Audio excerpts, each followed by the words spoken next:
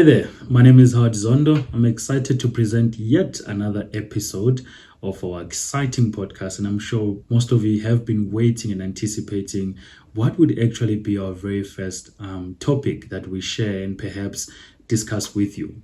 We're touching on something that has been recently, I think, has had a lot of impact in as far as looking at our politics and as far as looking at where the country is at, where we were introduced to what we call GNU, the Government of National Unity. If you're like me, I had this for the very first time during these very elections. And today, though, we just want to look at what is the GNU, what's the history, and what did it mean for us as a country at the moment. I learned though recently during a bit of research and reading as well that GNU is actually not a new concept. It was actually used by the former head statesman Nelson Mandela and the ANC during the 1994 election, the very first elections that we had in the country.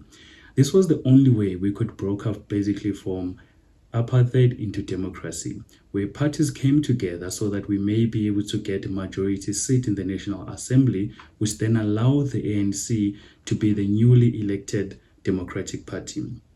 Shockingly, or perhaps as they say, history does indeed repeat itself, because in 2024, we saw yet another coalition where the ANC lost its majority seat by approximately 40%, and they needed to basically connect and collaborate with other parties as well, so as they may retain their outright seat. But as we know with the GNU, it's not just about you anymore. You work hand in hand with other parties.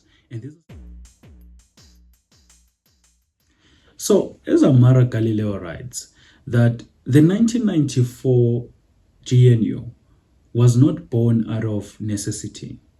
It was intentionally taken by the ANC leadership to say, we will include members from the IFP, the National Party, so as that the leadership does cater for all people that had played a role in terms of our transition from apartheid into democracy.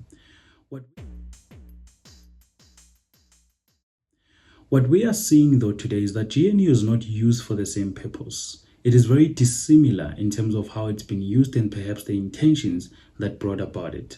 Of course, we all know that ANC needed to retain its power, but the only way they could achieve that was, for instance, to form alliances with DA and so forth, which now has obviously brought a lot of questions in and around the leadership, in and around what has the GNU done, and what exactly can we expect from the GNU. These are some of the pressing questions I think that we all have, and perhaps rightfully so.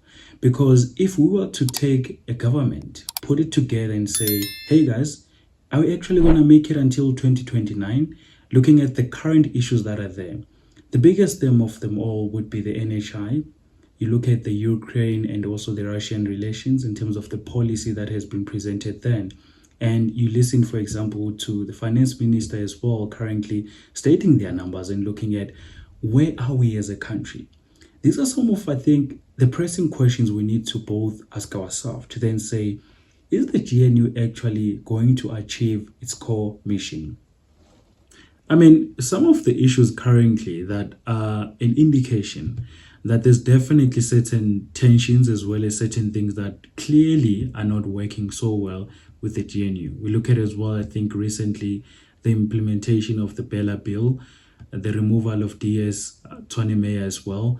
These are some of the issues perhaps that already are an indication to say, where is GNU actually headed?